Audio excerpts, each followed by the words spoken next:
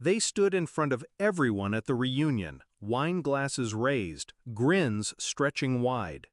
"Tonight," my father said, voice booming, "we celebrate our child's promotion and the revival of our family vineyard, funded by their generosity."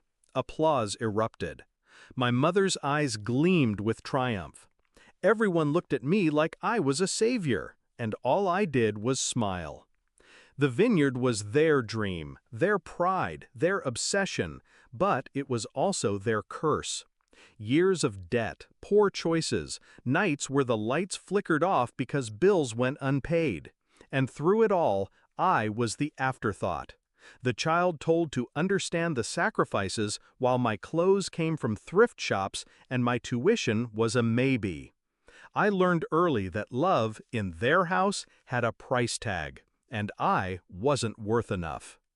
The promotion changed everything, at least for me. After years of clawing my way up, I had finally earned respect, a title, security. I expected congratulations, maybe pride. What I didn't expect was a Facebook post, a smiling photo of my parents beneath the Vineyard sign. Caption: "So proud of our child who will be funding the revival of our family legacy. The Vineyard rises again." Hundreds of likes, dozens of comments, and not a single word from me. I stared at the screen, bile rising. They had turned my success into their bailout, and they didn't even ask. I didn't confront them, not yet. That would have been too easy. Instead, I waited, watched. Every time a cousin messaged congratulations, every time an old neighbor sent me thank you notes, every time my parents called, voices dripping with excitement, talking about renovations and equipment I hadn't agreed to fund, the anger sharpened into clarity. I wouldn't fund their vineyard. I would bury it. I began moving in silence. Step 1, secure my own dream, a mountain cabin, isolated, quiet, mine, paid in cash, the kind of investment no one could twist or leech from me. Step 2, document everything.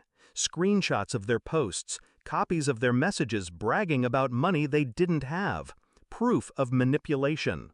Step 3, choose my moment. The reunion. A room full of relatives, old family friends, people who still romanticized the vineyard. The perfect stage. The night unfolded as expected.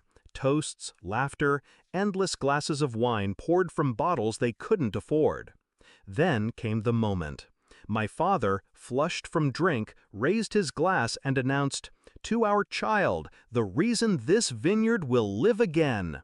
$100,000 of faith in family." The room cheered. Eyes turned to me. Cameras lifted. I reached into my bag and pulled out an envelope.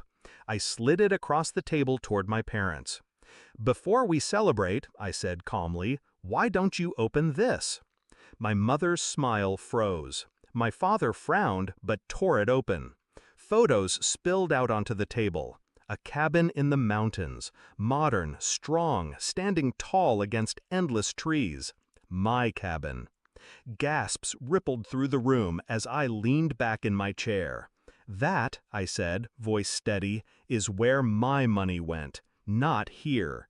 Not to your debts, not to your dream." The silence was brutal. Relatives stared at the photos, then at my parents, then at me. My mother's voice cracked. "But you promised." I cut her off. "No, you promised, for me. You used my name, my success, my hard work to prop up your failures. You told the world I'd save you, but I owe you nothing." My father's face burned red. He tried to laugh it off, to spin it, but the room wasn't buying it. They all saw the truth laid bare on the table. Parents who gambled their child's life for their vineyard. And a child who had finally cut the cord. I stood, left the photos behind, and walked out. The echo of whispers followed me, sympathy for me, shame for them. My phone buzzed all night. calls from my mother, messages from my father, pleas from my siblings. I didn't answer. The only sound I wanted was the crackle of the fireplace in my cabin, the wind through the trees, the quiet I had bought for myself. The reflection.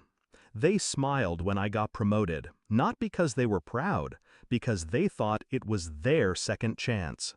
But their vineyard will rot, their debts will drown them, and they will know, with every empty glass, with every crumbling wall, that the one person they relied on chose freedom over family.